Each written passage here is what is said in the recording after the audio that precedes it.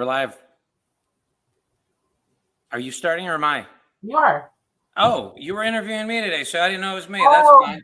True. All right. Welcome to another episode of Getting Started.Life. Sorry about that stutter step in the beginning.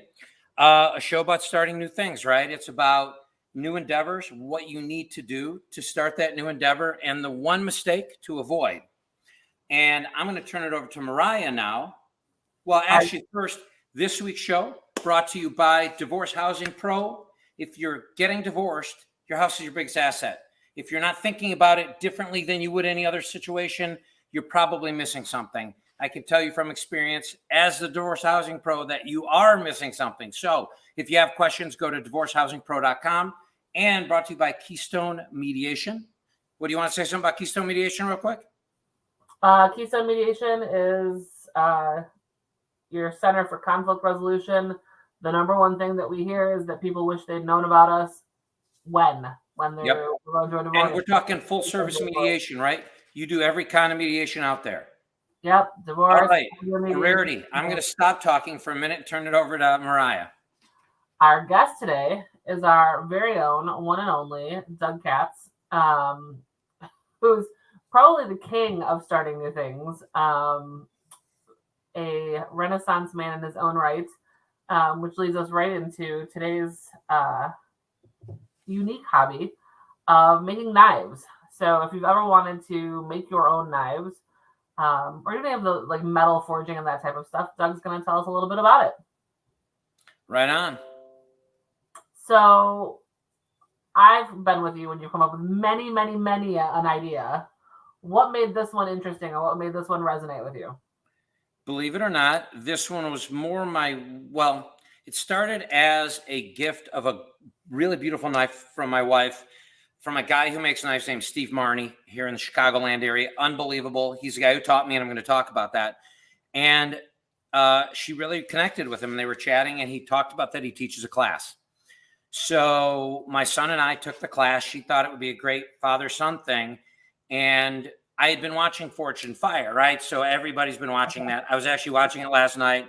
And now the contestants, when they're giving their introduction, they're usually like, oh, I watched the show and I decided to do it.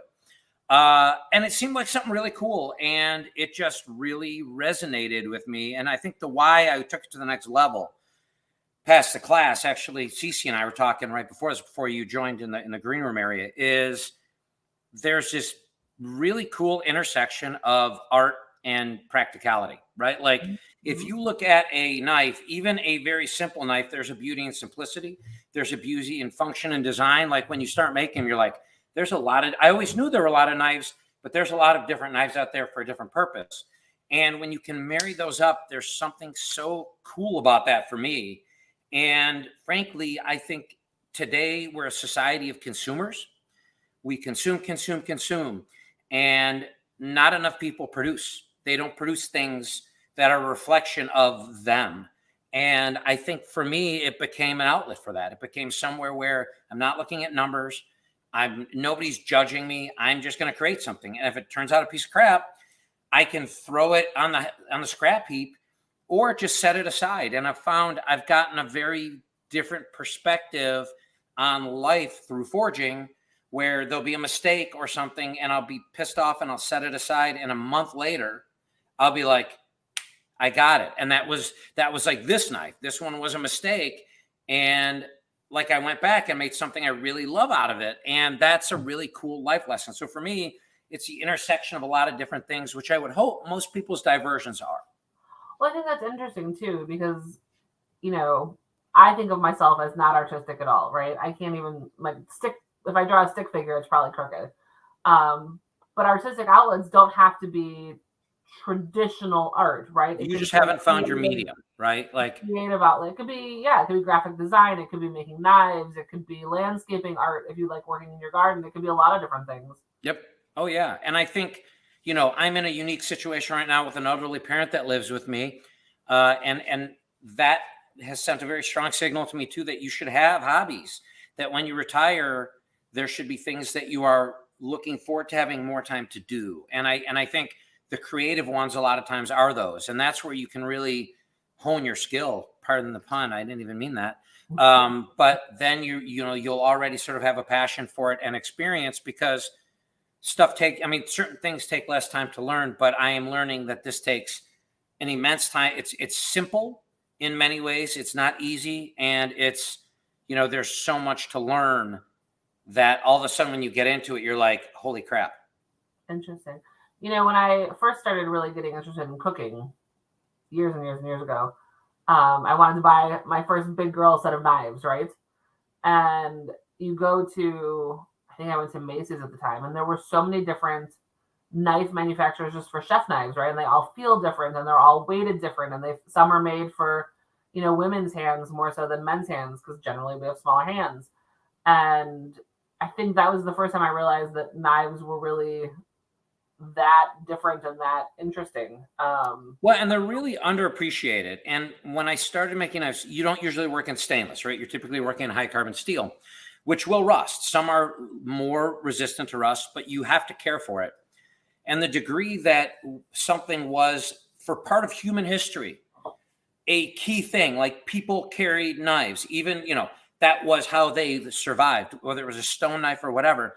Now it's an afterthought. It gets thrown in the dishwasher. Like when I made a chef's knife and we were kind of using it in the house, like it got rusted really quickly because I was the only one drying it. And I didn't really blame anybody when I realized everything is stainless, everything is disposable, everything is a certain way.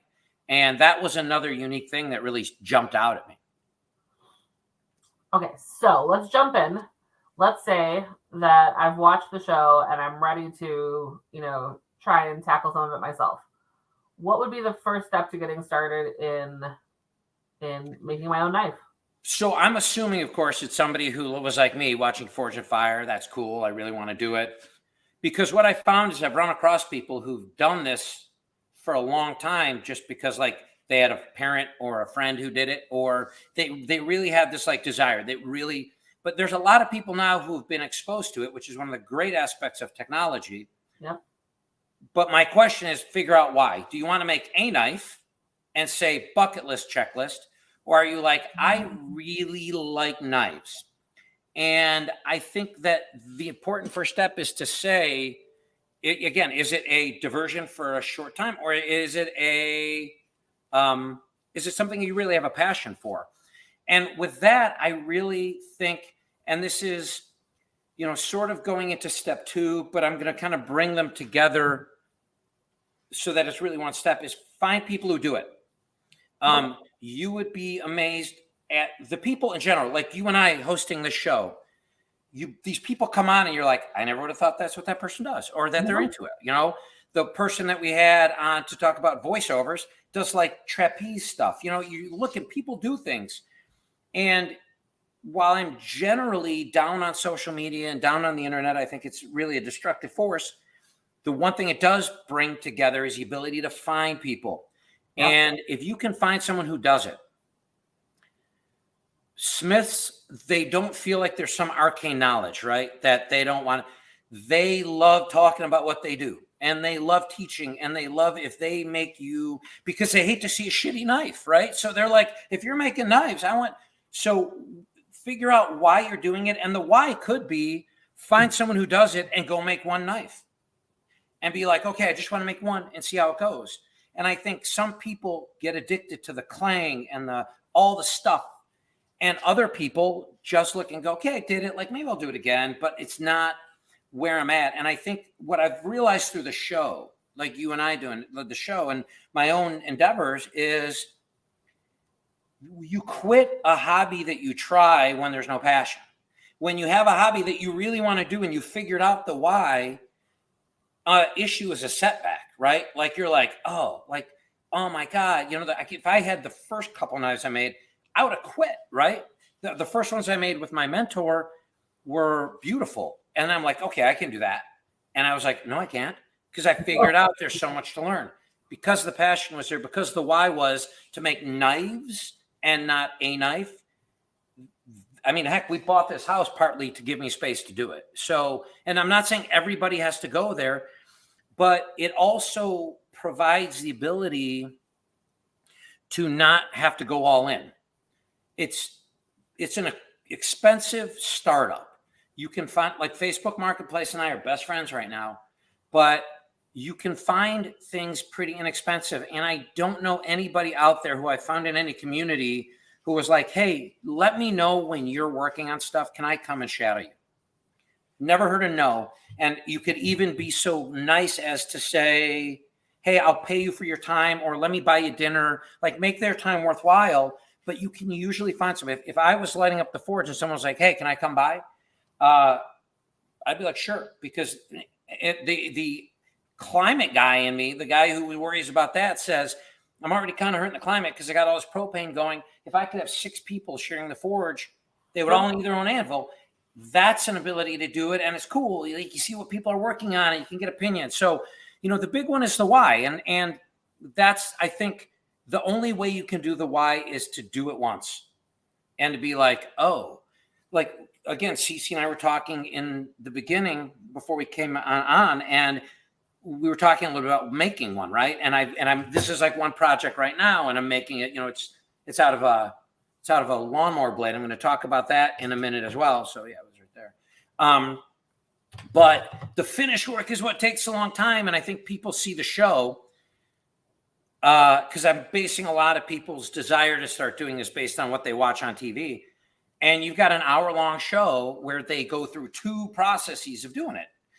It takes a long time to do the finish work. And some people might look and say, oh, I'm not cut out for that part of this, right? Like, I'm not cut out to sit in my workspace for 5 hours with a file, making sure that 4 different parts of the handle go together.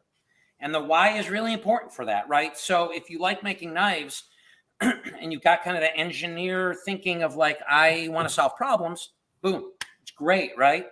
But if you're like, that's just going to piss me off, I'm not into that, well, that's a whole different thing, right? And it must, I'm going to talk about that later. So then really, I hope that really covers, figure out why you want to do it. And what I would say is what you may find out is you like the medium of metal, but you don't want to make knives. So make something else, right? Like, it'll help you maybe find a hobby that you didn't even think of. But even more towards the beginning. So I just did a quick Google search to confirm in my head, like, how would I even find a knife maker near me? Because I just Googled knife maker near me, and there's nothing. You can go on Facebook or any, I'm guessing any, but Facebook, I think, tends to be the best. Or go onto YouTube. A lot of videos out there. I'm talking about that in another step. But you can go out there, and those forums have a ton of people talking. And what's great is it's nobody talking the way that they are on the internet right now everywhere else. It's like, hey, I have this problem. If you go on one of these forums and say, I have this problem, you're going to get a lot of answers. Yeah. And if the question in the forum is to say, I've never done this, who lives in Chicago's northwest suburbs, or who knows somebody in that area who makes knives, who would let me come and hang out for a day. Okay. It's pretty hard to find retail knife makers. They just don't do it. Or again, you could go online and look for handmade knives and see if there's anyone in that area. It might take a little work, but it'll save you a lot of time because, again, it's expensive. Mine is mostly Harbor Freight, but like you have to have like a really good grinder. If you're going to do this a lot, that's probably $1,000, right? So, but I also know people who will say, I'm going to do it. And this is the other finding out why is like literally doing it in your backyard. You can basically kludge together a charcoal forge out of a grill. You could kind of make a knife, right? Or you could, if you've got tools to take a piece of steel and cut it in the shape of a knife, you can find a way to make one. It's pretty hard. So I don't know if that's the best way to start, but you could figure that out. But there are a ton of people out there who would help. And that shadowing part, I'm telling you, is really important because you also might forge a relationship that keeps you in the hobby, right? Like you'll have somebody to call who you can send a picture and go, I'm having this real huge problem. Or like I bought my forge from my mentor and it stopped working. Like there were some issues with the jets. And I was like, hey, what can I do? And it was like a really easy solution, but I wouldn't know. How would I know, right? Right. So step number 1, figure out your why. Step number 2 is Find somebody, find people, get exposure to it without having to have too much of a time or financial commitment. And I would say it's almost like any other thing. If you could shadow a couple of different people, then it's not the worst thing to do, because you may pick up something different that sells you on or gets you away from a hobby where you'd be wasting your time. And I think that's really, really important, right? Like, it's important to not jump into something that's really, really expensive. Now, also, I would guess in some of the bigger cities, there's probably shared workspace where, not everybody has the workspace I ended up with. I was very lucky. So I have seen on TV where you see people working in a shared space. I don't think it would be outside of the realm of possibility to find a place where people work together and they would say, hey, we're looking for another guy, right? And that might be a good way to expose yourself to that. I have never come across, I haven't needed to, but I know that kind of stuff is out there. Where you took your original class, was there any type of... Well, I found out about that through pure luck, through Kim, my wife, talking to Steve, who's now my mentor, but he was like, hey, I teach this class. Would Doug like to do it? And we were lucky. He did his first father-son class with me and Gabe. And it went well, but it was really nice having that. It was like a full 5-day class. He doesn't teach anymore. He's got some arthritis issues and things like that. But there's other guys out there. And I think if you take the time, I think the time investment up front is doing these kind of things, figuring out if you like it, figuring out if there's other people in the area, figuring out, start thinking about if it is something you want to do, where you're going to get stuff, right? And I talk about budget next, but the other why, and we talked about knife and knives, and I want to go kind of full circle because I know we're coming up on a commercial break. The other why is sometimes you can feed another passion by doing this. And for me, it's reuse. So I have all that wood back there for knife handles. I found a place to get it free, which I will not share online because I don't want to compete with anybody. But all of that, one, would have cost me a lot of money. And two, it's in a dumpster. So I go there, so I get that for free. I'm making this out of a lawnmower blade. It's admittedly not the best steel to make a knife out of. I'm like, I don't really care. Like, I'll have to sharpen it more. Who cares? Again, this eagle on this came from the top of a flag, like a flagpole on your house, when I screwed up the bottom. And I was like, what can I do? And I'm like, okay, I'll use that because I was going to throw it away. And for me, like, the other why is I feel like I'm creating something questionably of beauty. We'll see how good I get at it, but it would have ended up in a landfill. Okay. And really, the only thing that I'm having to buy these days is like the brass for something like this. I haven't found a lot of tools. Like, once you start getting into it, you figure about different metals, which I know very little about right now, but you can use tool steel. Tool steel is hardenable typically. So I went on Facebook Marketplace and I was like, hey, does anybody have any old tools they want to get rid of? Hatchets, axes, anything. I want to play around with it. There was a guy like in the suburb next door who had this is for effect here. This, right? I'm going to make 1 million knives out of this stuff. So the why could be some other aspect of like bringing other passions to bear, right? Like in art, it might be an expression on a cause you like. For me, it's having less waste. And at the end of the day, having someone go, I can't believe you made that. And I said, I paid nothing for it. All the pieces. It drives my wife crazy because any little piece of metal or something that I could see being used in a handle, I'm like, no, I'm going to keep it. And as long as it's organized, I'm good to go. So I think that's another really good thing. And as you shadow people, you can kind of pick up on some of that stuff. Sounds great. I like the sustainability and the eco-friendly side of it as well. We're going to go to a quick commercial break and we'll be right back.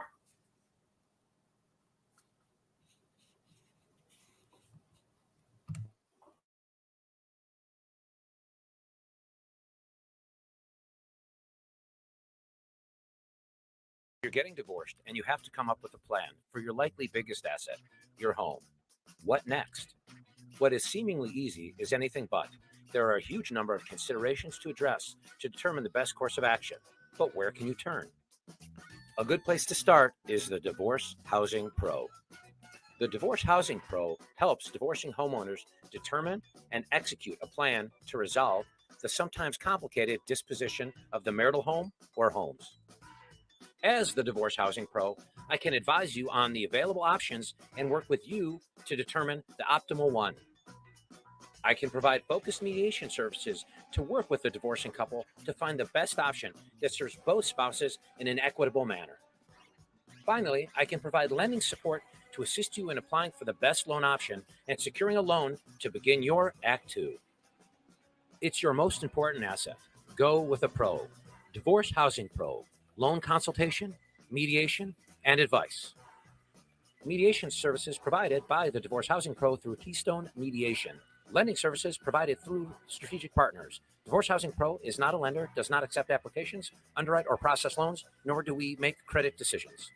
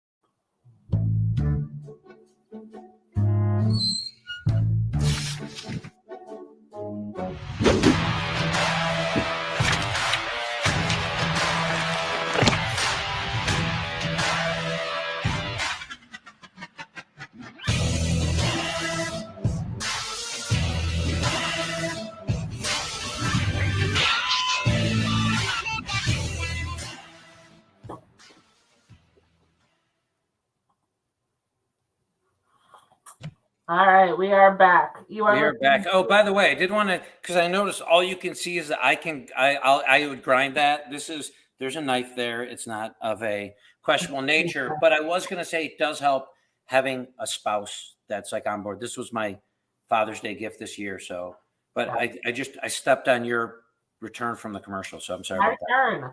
You are listening to the Getting Started That Life podcast on the WGSN-DB Going Solo Network. And today we are talking to Doug Katz, our very own.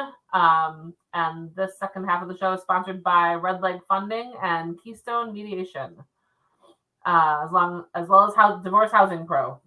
Awesome. We have gone through our first two steps of kind of getting started with making knives. Number one is getting to know your why, figuring out if you want to make a knife or knives, make a hobby of it. And number two is finding people who do it, see who you can shadow, see who you can learn about the different materials from. What is step number 3? Figure out what budget you got. As I said in the beginning, the cool thing is you can find a lot of free stuff. You can find a lot of used stuff. But let's say, and I think step 3 sort of assumes that you are in on it, right? Like you've decided, hey, I want to make some knives and I want to go forward with this.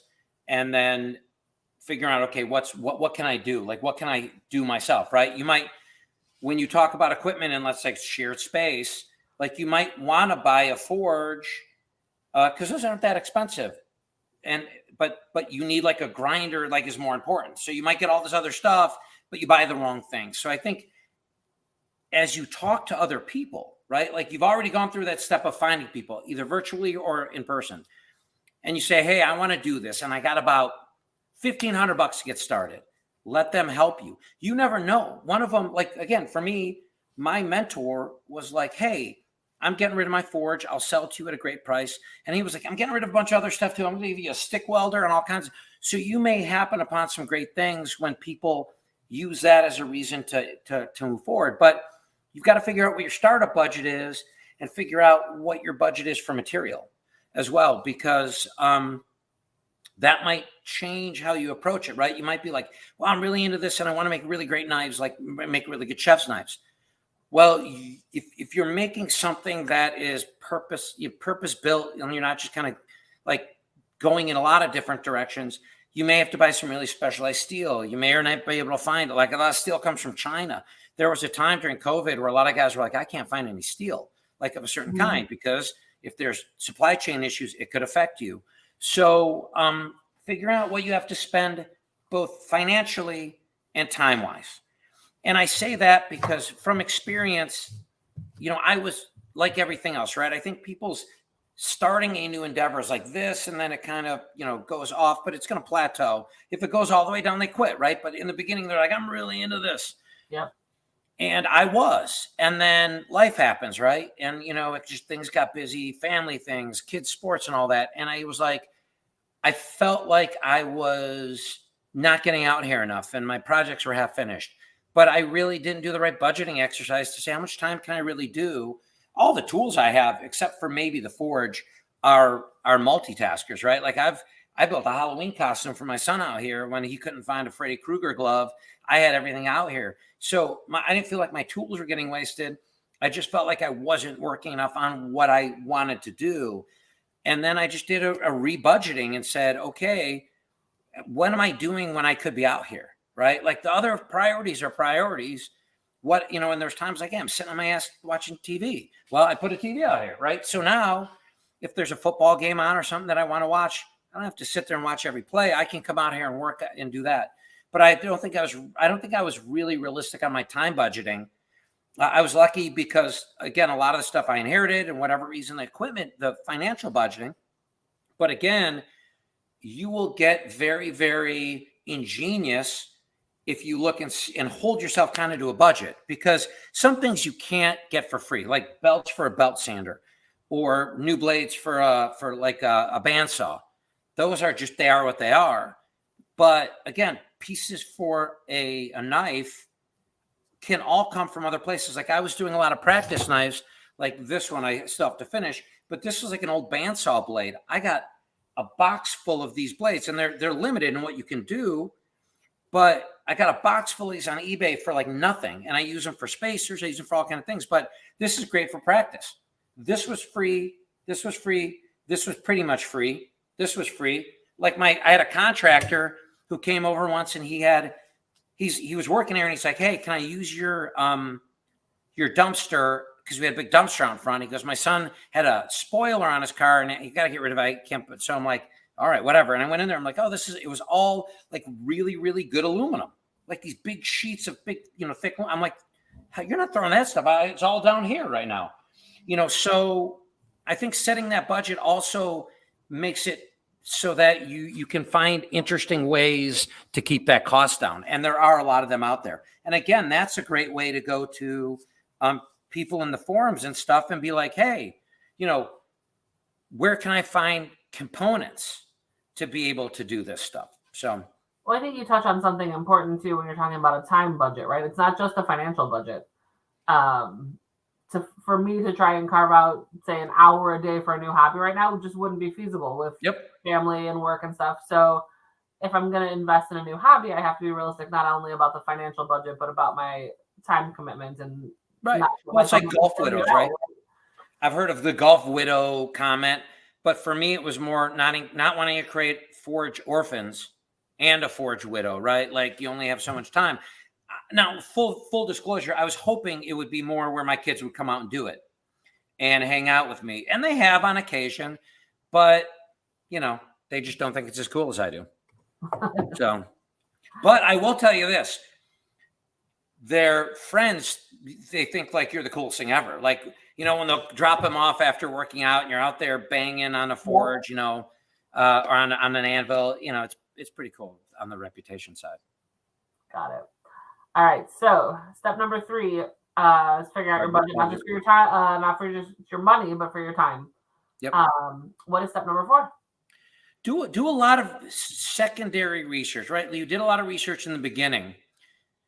Go back and if you're having issues, use the resources out there, because it's really it is a frustrating hobby in a lot of different ways. And sometimes you won't understand something until you've tried it.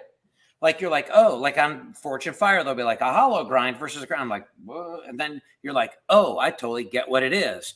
And then if you're not figuring out how to do things a certain way, go to what you would typically do, right? It's amazing how people start something.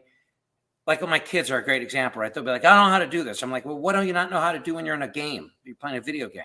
Oh, I go on things and I search for the answer. I'm like, there you go. So find the resources to keep you engaged and maybe trying new things. And then, you have that sort of freedom to be able to say, oh, today I want to make a really unique kind of knife or something. Well, I'm going to go out and look into this. And then seeing how to do it first replaces, if you're lucky enough to have someone local, but even my mentor is like an hour and a half away. So if I want to make a different kind of knife, I have to go online and look at it.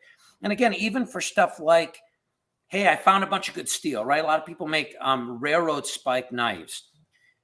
Okay. You go to different forums, they'll tell you, don't waste your time, or it's great practice, or they make decent knives, but it's not like super highly engineered, high carbon steel. And by doing that research, you can make decisions tied into that budget of time and money. Like, hey, I really want to make this kind of knife. Well, you might read it needs a certain kind of steel. It's going to take you a really long time, all that. And you might say, I'm okay spending a month on this thing. Or you might look and say, I want to do something else in the meantime. But really use the stuff out there. I found it really, really helpful. And it's funny, I've diverged a little bit from how I was taught, where he had done it for so long. I think he's past the point of just like screwing around like I do. So he had very, very specific jigs to get certain grinds like perfect. But then I will watch on a video and someone will be doing like a freehand grind, which is a very different thing because you're just freehanding it. And I was like, I really want to learn that first. Like I learned the other way first, but go back and learn feeling how, because little variations on where your body is, and you could totally screw something up. And I think connecting with it that way, but I wouldn't have learned that had I not gone online. And I think it also, when you're getting discouraged, spending time in forums and videos and talking to people renews your passion, because you'll get discouraged and you're like, and when you're mad, you don't want to throw a knife that you screwed up on, but you'll be like, oh, why am I doing this? Like I spent so much time. Like I've had ones where I spent a really long time. Like I think I might even have it. Like I was making this really beautiful pommel for this thing.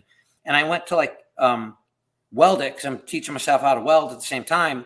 And it should have been intuitive. But I was like, oh, the heat to weld steel versus aluminum, very different. The aluminum caught fire. I'm like, I didn't think that would happen. Completely trashed it. Well, that's when you're like, I'm done. I just, and you go down, you watch a video, you ask people like, hey, what do you do? They're like, of course, you're an idiot. You didn't know that would catch fire. But I think that helps keep you engaged. And you and I have talked about too before, finding your learning style, right? Like, yep. Some people want to go watch the YouTube videos. Some people want to read like a breakdown or see the stagnant diagrams versus something more dynamic that's, yes. a video. And so figuring out where your resources are for your learning style, I think, is important too. Oh, totally. And the nice thing about this is, I think once you have the basic, you always want better equipment, but once you have everything, you're in the good position to do that step forward, right? Like you're like, hey, it might be something like, oh, it's a setting on your grinder, or hey, have you tried this? And or just watching it sometimes. And again, 3 and 4 are also very tightly tied together, because when you're buying all the equipment and you're executing on your budget, right? Because with the budget, I'm assuming you're buying some things. There's wide varieties, and some people are purists. Some people are like, I would never buy anything unless it was this brand. And you're like, okay, but I don't have $2,500 sitting around. Yeah. So like I bought my grinder on Amazon, and Steve was like, hey, it may be good. Like, give it a shot. Like, you always send it back. And, a really good American-made grinder was like $2,000. This was like $950. And I haven't had any real problems, right? Like, it's got some less features, and like there's no on-off switch. Like, you got to just plug it in, unplug it. But I saved $1,000. Will I upgrade? Maybe at some point, because now I know that I still want to do it. Yep, that's important. All right. And well, the other thing is, and one other last thing on 4 is, and I kind of go back to the Forged and Fire thing because it's a good exposure, kind of what got me exposed. But the other thing that doing research and just spending some time of your budget just surfing and looking at that kind of stuff is you'll get exposure to different kind of knives you might want to make. In the beginning, we were talking about people kind of taking them for granted. If you said to people, like, what is a camp knife versus a Bowie knife versus, they'd be like, I don't know. You know, they know like what they've seen in movies. You know, the one Resident Evil movie, she's got the cookery knives, right? And they're like, oh, I know what that is. But you may come across something and go, okay, I really want to build that. And you can go about it the right way. And that's, you know, that research is helpful in that regard. Do you think that there's a lot of, I mean, as someone who doesn't know knives really well, there's a lot of different paths that you could take in terms of like 100%. Sub-specialize, I guess? Yeah, absolutely. And I think it does go back to the why, right? So if the why is to potentially have it as a business, a lot of what you'll read out there is get really good at one kind of knife. And a lot of them really recommend a chef's knife. There's a really cool guy I used to watch on YouTube, and his name eludes me. He was one of the judges on Forge and Fire in the beginning, but he was talking about that. He's like, you can make all these different kind of knives. People will plop down $300 for a handmade chef's knife when it's a beautiful thing for a gift for somebody, because it's something that is like utilitarian and beautiful and commonly used. This is not going to be like what someone's going to get their wife. Some people, but not necessarily. Although in political climate, you never know. But generally, I think there are different ways you can go. I have very much gone in this being a hobby, an artistic expression, a way that I can give gifts to people. I gave a gift to one of my West Point classmates who had been doing an awesome, like my daughter was in Charleston for the summer and he was there and he hosted her and he did very, very well. So I'm like, what can I give the guy? And I'm like, I'm going to give him a knife. And it was one that I built with Steve, my mentor's beautiful chef's knife. And I said, I've got it on display. Like, what? Why is it? It's not about. So I gave it, and that shifted my why. Right. Now this is about maybe giving them away, like not connecting to them. And I think that's where I'm not even going to say specialization. That's kind of my why I'm doing it. And then there's not that certain pressure. Now, I do think people have sort of favorite knives, right? And I think that's a good and a bad thing. I think it's good because you get really, really good at it. But it's, for me, it's fun going, okay, like this one, I had a really small piece of steel and I'm like, you know, this would be a nice little stiletto, you know, maybe gift for the wife or something. But like, I want to make a lot of different ones and kind of try different things as opposed to becoming specialized. But I do think also you kind of go a certain way. Like, are you like a purist? Do you really want to like, there's two ways to make knives, right? You can forge them. So you could take like a block of steel and bang it into the shape that you want. Or you could take a piece of steel and grind it down to the shape you want. Or a mix of both. People have different preferences. One's a little bit easier and a little bit more exact. One is kind of, you're not getting sweaty as much. You know, you're still going to heat treat it, but it's a different connection to it, right? So yeah, I think people find what they like. That's kind of interesting that there would be that kind of subspecialization. Yes. What is step number 5? Well, before you know what? Going to 4 to 5 is a good thing because also part of the research should be all about safety, right? Like, sure. In terms of danger, right? Like there's dangerous hobbies. People skydive, people all do this, but you're talking like sharp things, fast moving things, a lot of particulates in the air. Safety, hugely important. And I would be lying if I didn't. So right here, that's where I ground part of my finger off. Yeah. And like, if you talk to any guy, they've got Band-Aids on their fingers if they do this, but safety is really, really, really important. And safety glasses, all of that, and researching how to do things safely. You know, when you're pulling hot steel out of the forge, like you realize why people are wearing like an apron, right? Like I didn't have a really good apron. My other Father's Day gift was a really nice leather apron. When you're budgeting things, not a bad thing to buy. First thing, you'll save money on shirts because I've got shirts with burn holes and other stuff in them. But secondly, it's really, really safe because I've had times where I've been done banging on things or whatever. And I'm like, oh, I didn't even feel it. My apron caught that. So safety is hugely important. And part of all this, and part of the reason why it's good to shadow someone in the beginning and keep researching, is because you're going to see people doing safe things and continually tell you to do the safe things. So number 5 is practice. And it kind of goes without saying, but it gets back to where I didn't feel like I was getting the practice. And I was kind of doing like all this different stuff. And it really is getting out there and saying, it's almost like working out, right? Like saying, here's my time budget. Here's how much I got to spend on each knife. I'm gonna do that, right? And you may find efficiencies. Like I know some people, when they light up the forge, they have a bunch of knives they've been working on that they'll heat treat, right? Because propane could get expensive. You know, there's a reason to do all that, but kind of get out there and do it, because it truly is one of those skills where you're like, oh, I get it. And then you'll be like working and you'll be like, oh, screw that up. I get it. Like where visually you got it, but then like just being off again, a little on your body, or doing something stupid, or like quenching at the wrong time, like all these different things.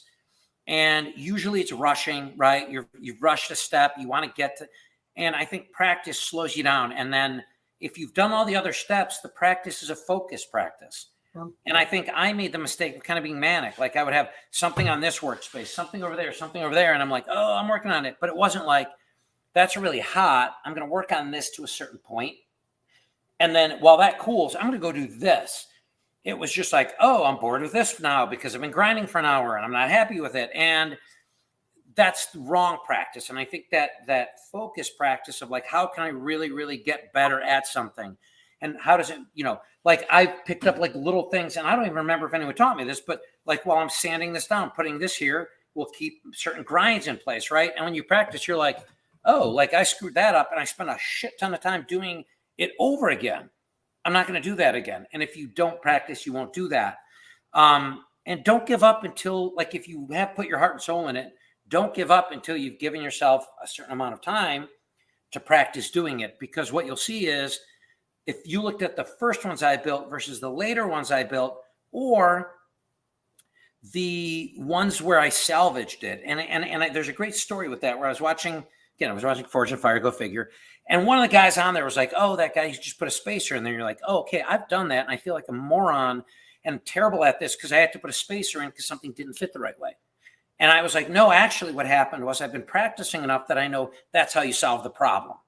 Right? Like even the guys who do it all the time have those problems. And until you practice and you're like, oh, I totally get why that is the case.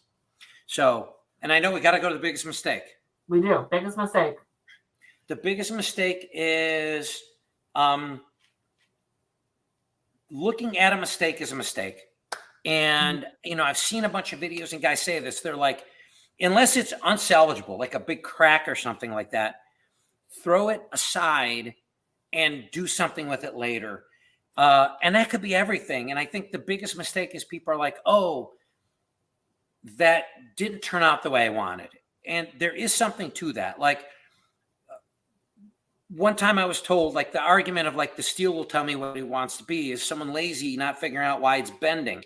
And that's true. But there's also a side that says, if I did it wrong and it's bending, I'm going to set it aside and figure out what that can be. This, again, was supposed to be a Bowie knife, and it was terrible. But it ended up a chef's knife because I'm like, okay, I threw it on the scrap heap, but then I also went back and said, why did it not turn into what I wanted? So there's like two sides of a fortuitous mistake. I made another cool knife, but then I also had the chance to learn something cool. And I think too many people just hold themselves to a standard, and all that stuff out there is sort of a headwind with it, right? Because there's like a Facebook group I'm in that's like introductory knife smithing for beginners and experts, right? But you see the beginners, and so I go on there and guys are like, here's my third knife, and you're like, okay, I quit, I'm done. And I'm like, okay, one, this guy probably had some other technical skills where they were transferable to this, and others, it's like masters and beginners. So someone will put one up there, just finish this baby, and you're like, okay, maybe I'll get there, maybe I won't, but I can't compare myself to that, and I got to get out there and practice if I want to ever be like that. Well, that's the same thing with social media, though, too. Like the people who make craptastic third knives are not up there posting them like, "Hey, look at my third knife." If it looks like it, came from a used robot from the 1970s, they're not going to throw it up there. It's the Right. ones who make really nice third knives. They're going to be like, "Look what I've done." Oddly enough, there are people who are like, hey, they will post their beginner stuff. And what's really cool is it's not like, hey, you schmuck. It's like, great job. You maybe could have done this. Here's what, when are we going to see your next? Like, it isn't that like it is, but I think it's a matter of the perception, right? So someone posts like this beautiful blade and you're like, whoa. And you know what went into that, right? Like now that's where you it's sort of that if you're running like a distance race where you hit that wall, that's that wall where you're like, oh man, like I know how hard that is. And then you're like, okay, then you might look at their profile and they've been doing it for 10 years consistently. Yeah. Like, again, I've been doing this for about 18 months, but again, there was a break in there. I get to it when I can, and I'm okay with that because of where my budget is. But once I get the last kid out of the house, Good luck with that. Now, unfortunately, I can't give any of the gifts to my divorce clients because I'm not giving knives in the middle of a divorce. Probably not a good idea. There you go. Not the message we're sending. I want to thank everybody for listening. You are listening to the Getting StartedLife podcast with Doug Katz and Marya Pleasant on the WGSN-DB Going Solo Network. If there is something that you want to learn more about and we haven't had them on our show yet, let us know what you want to learn about. We will find an expert and we'll get them on. If you are an expert at something like knives or anything like that and you want to share with the world, we'd love to have you. Wait, can I throw one out here? Yeah. We've never said this before, but I would even say if someone has been on the show talking about a topic that you know about and you disagree, come on and tell us what your 5 are, because especially in light of this and during the interview, this popped into my head is if I had gone with somebody other than Steve, if someone else had taught me, it might not have been as good a connection. And as a result, I may have not gone into it. So, if we can bring someone on to talk about a topic again, if you've got something passionate that you're passionate about, as long as you're not rehashing what we've done before, we'd love to have you on. Well said. Thanks for joining us, and we will see you in 2 weeks.